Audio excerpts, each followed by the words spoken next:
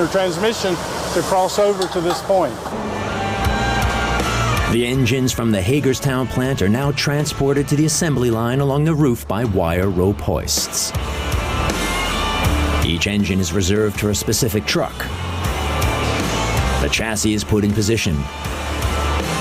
Then the workers carefully insert the 13-liter engine unit.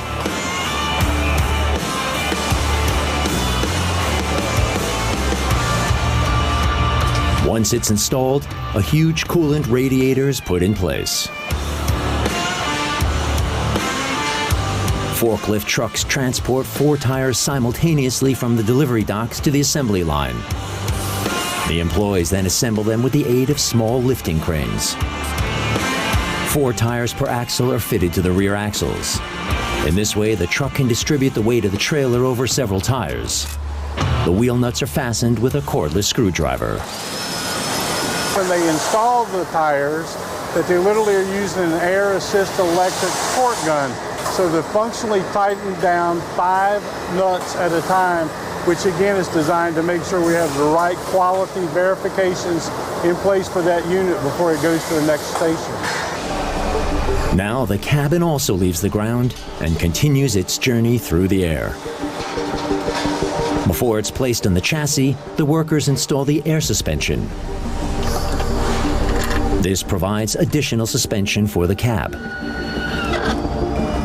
The chassis is now prepared for the so-called wetting. This is what the men in the factory call the process of joining the chassis and the cab. It takes just a few minutes to transform the 2 main components into an actual truck. This chassis that's behind us 3 hours ago was just 2 steel frames being put together. Between there and then, people have dressed the chassis, put the axles on, put the tires and engine on, and now it's preparing to have its cab deck. The aluminum tanks still have to be fitted. They weigh only a few kilograms and can easily be mounted by hand. Depending on the configuration, the tanks have a capacity for up to 300 gallons of diesel. The cab is on its way. The magic moment is approaching. The workers carefully lower the cab and attach it to the chassis. All plugs and connections have to be connected.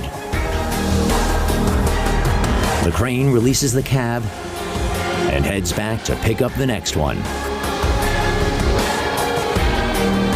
Every 4 minutes, a new cab is set down and installed. Every 4 minutes, a new truck is completed.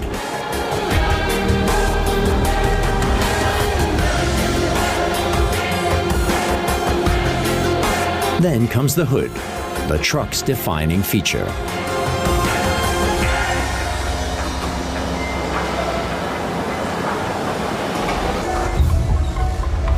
American trucks are famous for their distinctive engine hoods. European trucks don't have one. There are several reasons for this. On the one hand, it's a matter of tradition, but in Europe, there's also a maximum truck length. In the US, that classic American adage still applies: the bigger, the better. Before the hood is closed, the workers always knock on it 4 times. Here's why. They knock 4 times on the hood because they want to make sure there's not anybody inside the hood working. It gives their colleagues a notice that they're getting ready to close the hood. Once the radiator grill is in place, the truck is complete.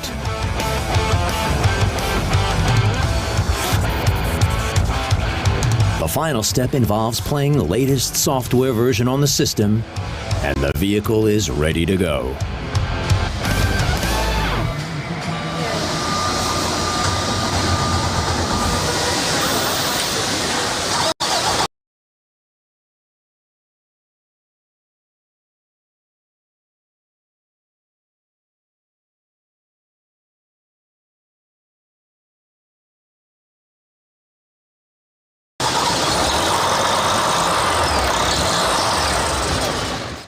Now it heads to a technical inspection.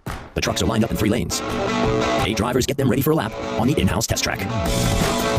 44-year-old Mike Maloney is one of the test drivers. He was a trucker for over 2 decades. He began working here 4 years ago and now tests between 15 and 18 trucks a day. He vouches for their quality with his signature. Sticker for proof of my being the one driving it. Then I'll look over the pink sheet to make sure that we're all good to drive and what's been wrong with it, and it's ABS has been signed off, so it's good to drive. And then we just walk around and make sure all of our bolts have been marked so they've been secured so they're tight. Just make sure the whole truck's just safe.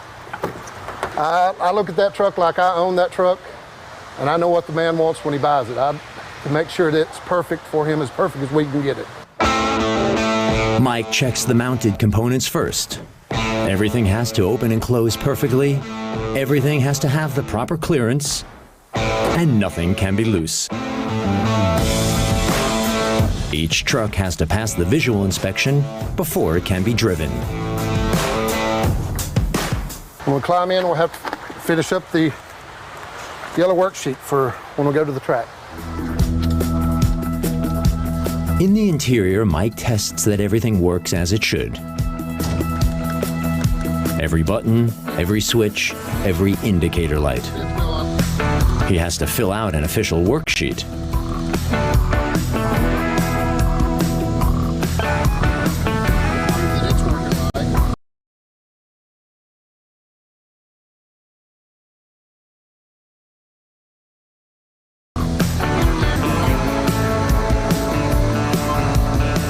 The test track is part of the factory premises.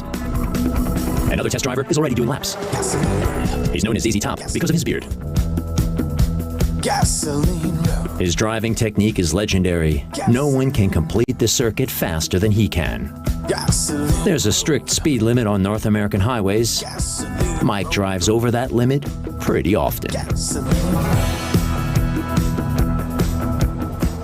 I get to drive more new trucks in one day than most drivers will drive their entire life. I want to get it up to a certain speed. Right now I will check and make sure there is no vibrations. I want to make sure that the engine brake is going to work, which you can feel that. When I'm in a turn, I want to make sure that the rollover valve is going to work and it will shut the engine down if I get in too much of a rollover. A test drive comprises 4 laps, covering about 6 miles. When it passes, the truck gets its stamp of approval and is ready to hit the highway and head to its buyer. Several hundred trucks are dispatched from the factory every day.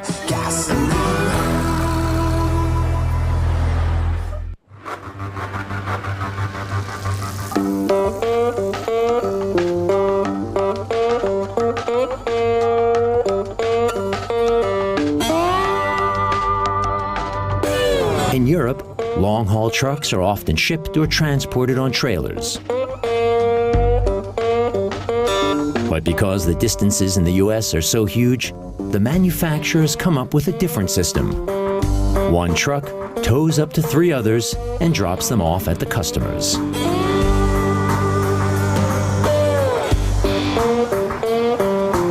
The workers mount an orange-colored coupling onto the trailer coupling, the so-called 5th wheel, and attach a truck to it.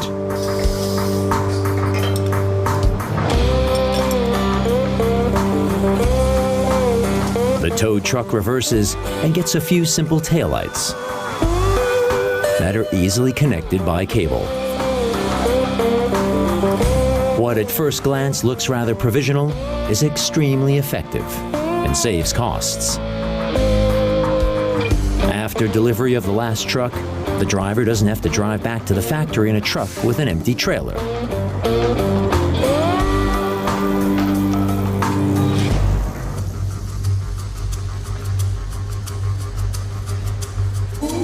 Well, as you can see, the trucks are stacked, and then after they deliver the last tractor, which is the one that's hauled the others, then that driver is going to get an airplane, fly back to the New River Valley, and then be assigned the next truck, so he will be delivering somewhere. A maximum of 4 tractors can be connected to one another. Any more, and the convoy wouldn't manage to get around bends in the road. Every day, 14 drivers pack their bags, get behind the wheel, and head out to the customers.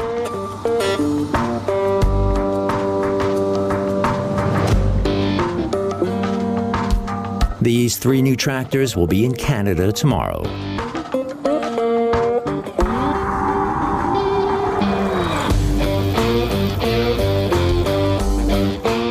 Our trucks actually are built for the North American market, which is Canada, the United States, and Mexico. So these drivers that leave here functionally can be driving 3,000 miles away, or maybe they're driving 150 miles away. From above, the plant's welcome center looks like a gigantic company logo. A very special guest is visiting today. Chuck Wilson and his